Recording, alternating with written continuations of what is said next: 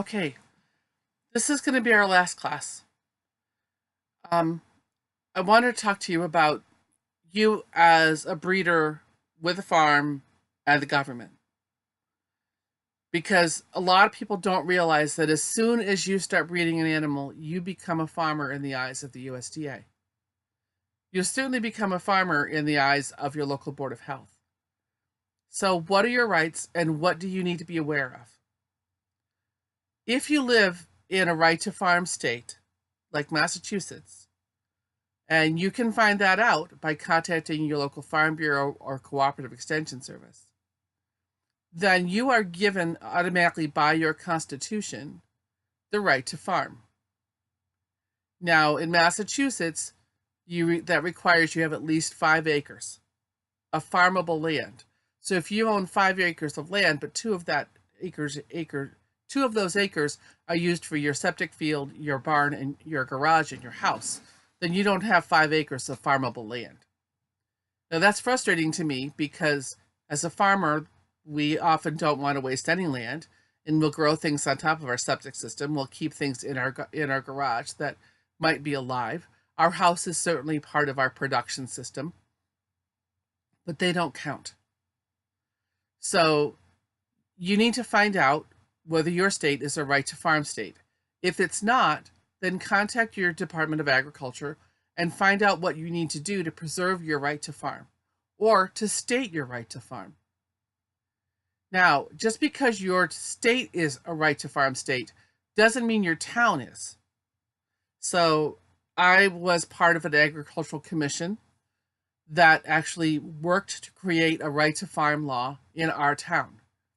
What that does is it states that within the confines of the state law, our town recognizes that as a community that farms exist.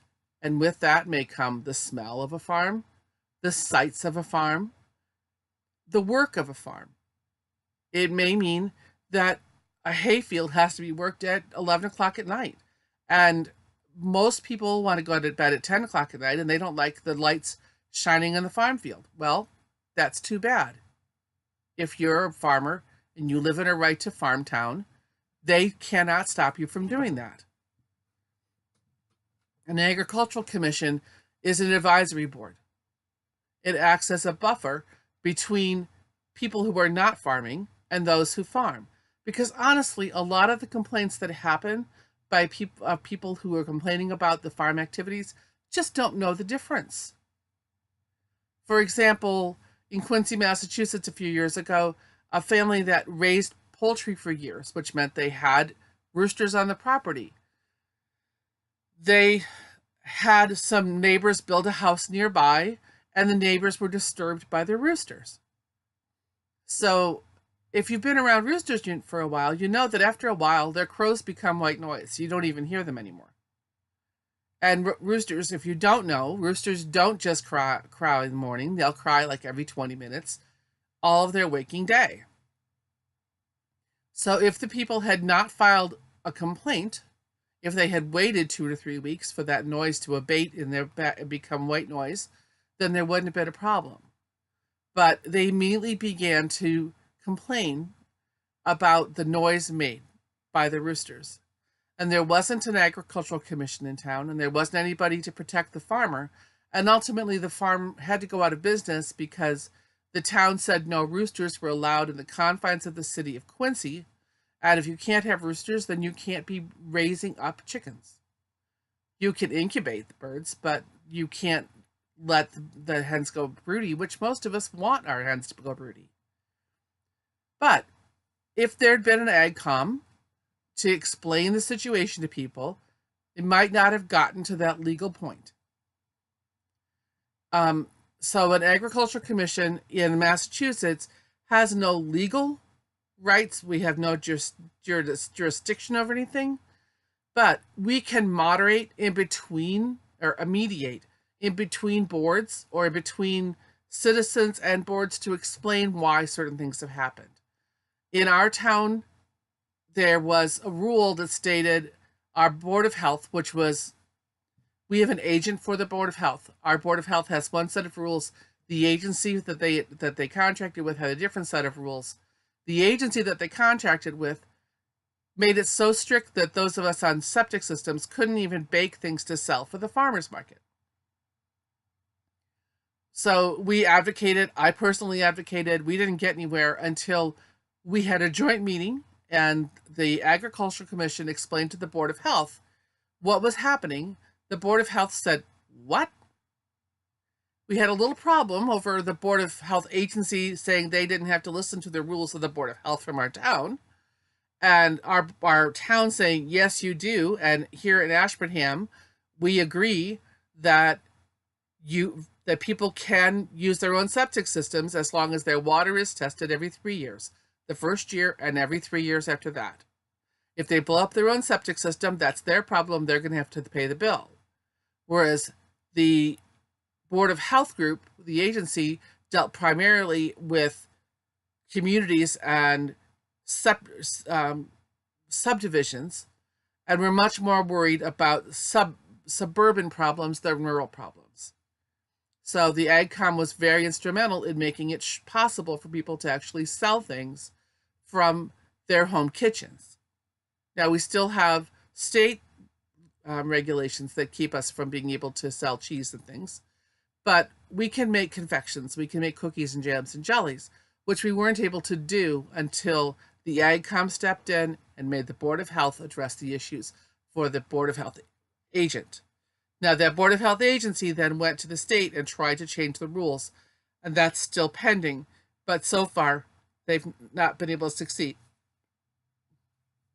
They've not been able to succeed.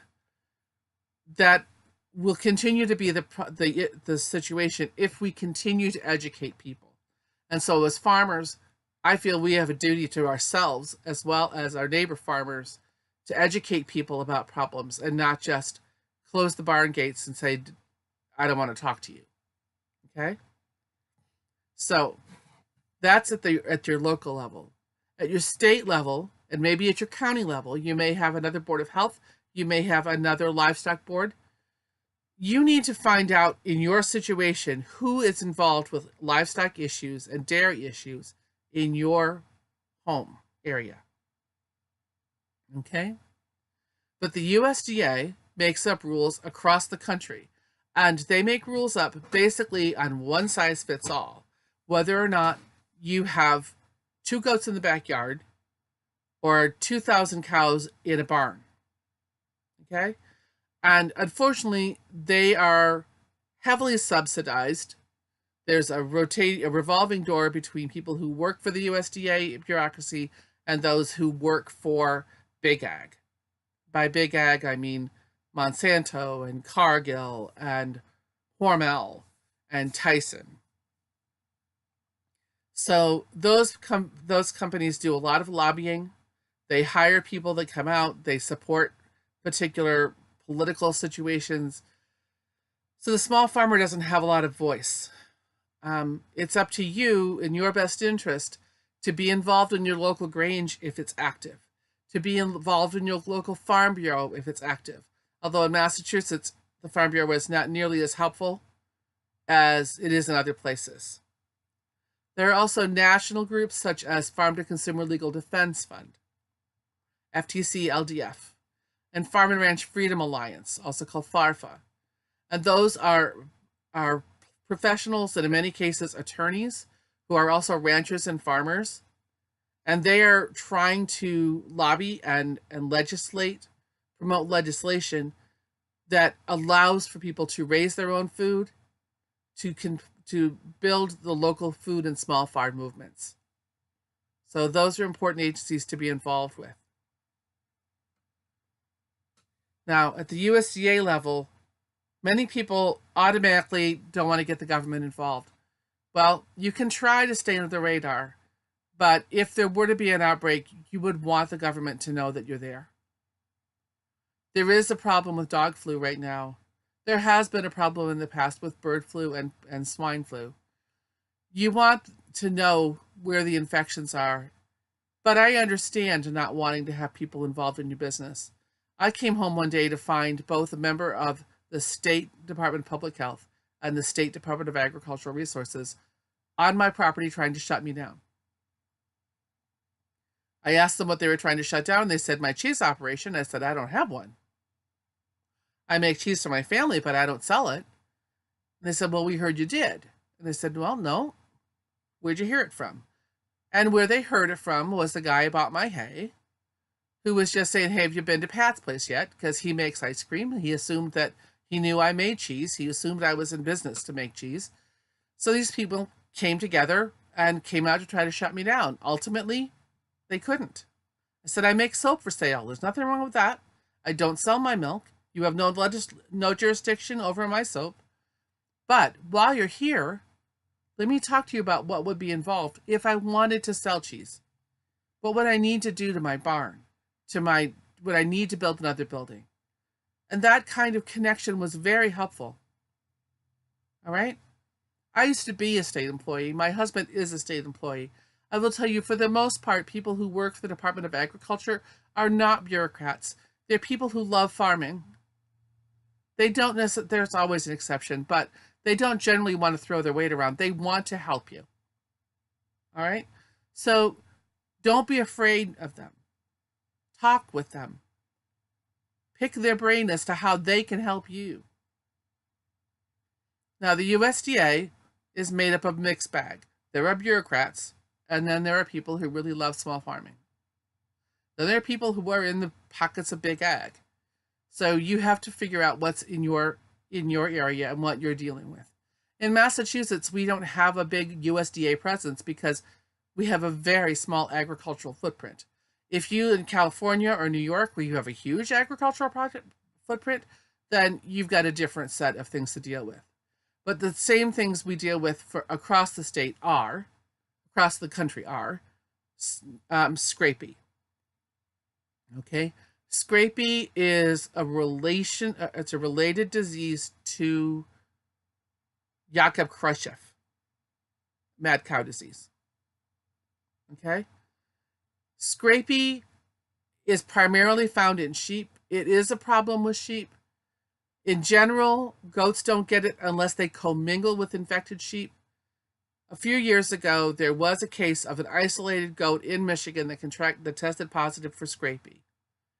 I spoke with the state vet of Michigan, and he and I both agreed that more than likely some infected sheep lived at that property prior to that, the last owner living on there and getting the goats. So he was not terribly concerned that there was a Scrapie positive goat in Michigan. He was pretty sure that was an isolated case. The animal was put down, and the people were told not to get goats again for a while. So Scrapie is an economic problem, and so the government has created the Scrapie ID program, which you need to register a premises on. You call the USDA, tell them that you've got a ruminant, you've got goats, and so they can just put a little pin in that you're there, right? They will give you a premises number. It used to be one number. They've changed the format, but that premises number tells them that there are small ruminants that are susceptible to Scrapies living at that property. Then, if those are animals that are going to go into the meat channel, going to be lamb, or they're going to be cabrillo, then those animals are asked, they require that they be ear tagged. I don't like ear tags. Goats rip ear tags out. Sheep do too, but goats are more prone because they're so orally fixated. And sheep tend to look down for their food. Goats tend to look at face level, so they're seeing another thing and they nibble on it, and the next thing you've got another ripped out ear. If the ear rips out, then you've got to deal with an antibiotic, which means your milk is no longer usable until the antibiotic's out of their system. And goat ears are of a different texture than sheep ears, so we were able to convince, we being the Farm to Consumer Legal Defense Fund and Cornucopia and a lot of other people, worked together to convince the USDA that ear tags were a bad idea to require. Unless the animal's going to the meat channel, in which case it's going to die anyway. All right? What they agreed to with goats, though, was that if the animal, and sheep too, If the animals are registered, that an ear tattoo will be sufficient. You're not supposed to microchip animals that are going to the meat channel. So technically goats aren't supposed to be microchipped, but that's not an issue for dairy. So if your animals are registered, then they don't need to have an ear tag as long as they're tattooed, and that paperwork that explains that they are registered matches up with the ear tattoo and is with them at any time you take them to a show or you cross a state border. Okay? That is something that they have agreed to. Now, looming in the background for the last 12 years has been something called the National Animal Identification System. It is a program that was created by Big Ag to track every piece of livestock in this country, from a chick that hatched to the beef to a horse to a llama.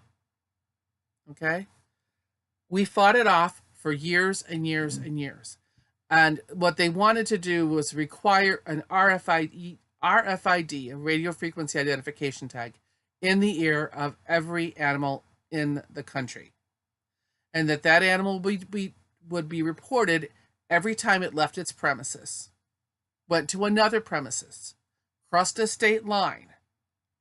And we were explaining to them that if an animal is in flight to ship from one home to another, and it travels over 5 different states, are they going to have to report to all 5 states that in the air over that state there was a sheep or a goat? That in New England, we travel across state borders routinely. Not to mention the cost of having the RFID chips and the readers for the RFID chips and the potential for the infections that happen with the ear tags. And that it was overkill because it's very much concerned with exportation and importation. More exportation than importation. If they were concerned about imports, they would no longer be allowing us to import Chinese birds, China that has SARS outbreaks, Chinese birds to this country to be raised and then sent back to China to be slaughtered and then sent back here for processing. Or, excuse me, they're processed in China and then sent back here for sale. All that stress invites disease. They're not worried about that. They're not worried about animals coming in. There are beef industry people who want to be able to bring animals from Chile and Peru, areas that have had foot and mouth diseases outbreaks in their countries. And they say, well, we've got isolated areas that aren't infected. We want to bring those animals in because it's cheaper. Well, who knows whether those animals are really disease-free or not? We've not had an outbreak in this country since the 1960s. Foot and mouth disease will not stop the disease from coming in. Our NAIS will not just stop the disease from coming in. It will be able to track it once it moves around all over the place, but importation is what's going to cause the problem. Our food system is really very, very safe. They want 24-hour traceback. They have it in the case of beef and pork. They've also made exceptions, carve-outs, for the big ag companies to be able to, instead of tracking each individual pig or chicken, that they can send them by lot, like they were pieces of plastic. Well, those are the animals that are most exposed to stress. Those are the animals that are most likely to be infected with something. And when you track them, you ever tried to catch 25 chickens and keep them all in one place at one time? They're shipping tens of thousands of them at one time. What if one of those gets out? But those animals are exempt from that animal ID. They are trying to bring NAIS back. So, working with groups like Farm to Consumer Legal Defense Fund, and like Cornucopia, and like other groups like that, like FARFA, will help protect things. But we have to be politically involved if we're going to be in farmers. We cannot just roll in the driveway and forget. because the rest of the country has already forgotten what got their food system safe in the first place. So we have to remind them, and we have to advocate for ourselves.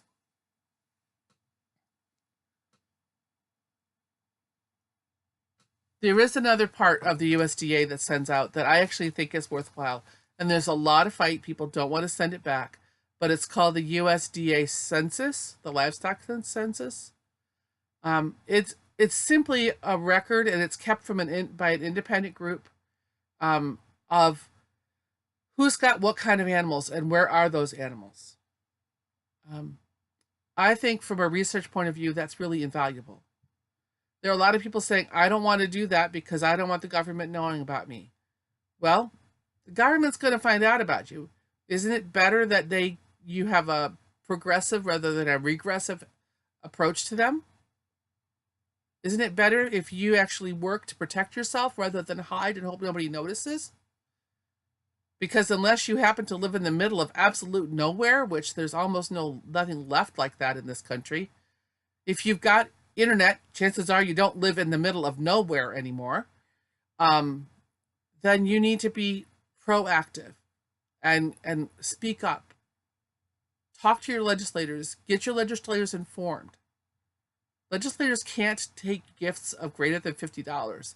But I went to a hearing one time and I brought my goat milk soap and I gave a bar to everybody on the committee. And I explained that bar was worth $5 and they weren't breaking any laws, but that every time they used it, they'd remember that they were benefiting from a small farm. That type of personal connection makes a difference. My state senator now knows me, and I am not somebody who I ever thought at all would be politically involved. But you need to be. And that's not something people think about when they get involved with raising your own food. And if you're not willing to do all of that, then maybe keeping goats is not what you want to do. There are ways that you can stay connected, and there are websites like La Vida Locavore. Cornucopia has one out. Food and Water Watch sends one out. There are a lot of different things. You can decide which angle you want to come at things. Some of them are very liberal. Some of them are very conservative. As far as I'm concerned, it's safe food. That's neither liberal nor conservative. It's about keeping your farm safe, your family safe, and the planet safe. So you do your own research and find out what you believe in and who you want to follow. But don't just listen to them. Listen to the other side too. The other side may have a point, or if not, you have to educate them. Okay? So that's this aspect. So that's the classes that I'm offering at the Goatkeeper School for those of you who are taking a step into goat milking or into goat dairying. Okay? I hope you found it helpful, and thank you very much. So that's the classes so that's the classwork for the goat keeping school, and my second class level of actually stepping into the goat milk aspect. I hope you found it useful. Keep in touch. Check back with the chat room and in the blog, and let me know if I can help you in any way. You've got me as much as you want me, as long as I can stay home for the rest of your time in goats. Okay? Thank you very much. Bye.